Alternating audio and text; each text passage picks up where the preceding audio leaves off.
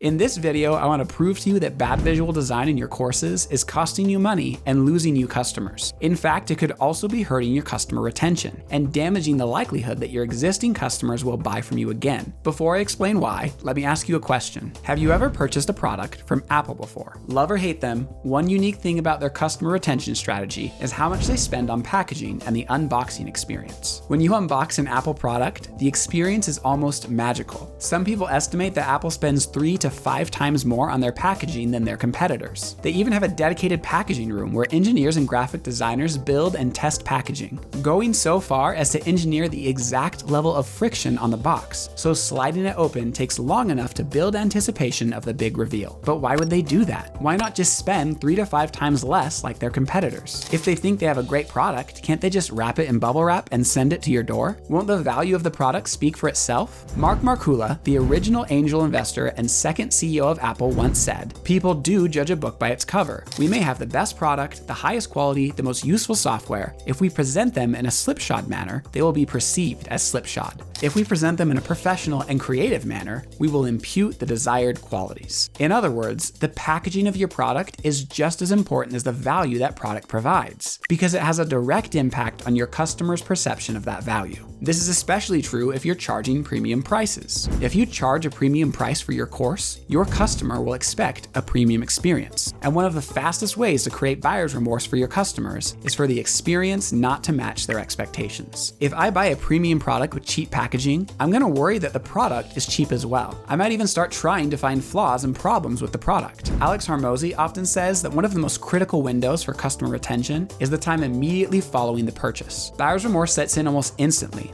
and you need to counteract it with a quick emotional win. There are a lot of ways to do this, but one of the easiest ways is for the visual design of the product to match the customer's premium expectations. At the very least, good visual design will prevent them from instantly thinking that they made a mistake. And this isn't something new. A quick Google search reveals that graphic design is an almost $56 billion industry. The best businesses know that perception of value is just as important as actual value. And with today's resources and technology, there's really no reason why the visual design of your course materials can't be as premium as you're offering. One book that was incredibly helpful for me when I was getting started with visual design is Robin Williams' book, The Non-Designer's Design Book. Not this Robin Williams, that Robin Williams. The book gives you 4 simple rules to follow to elevate your visual design: contrast, repetition, alignment, and proximity. And yes, that acronym does spell crap. The book also has entire chapters dedicated to color and typography. But if you're not in the mood to develop an entirely different skill set, you can work with me and my team.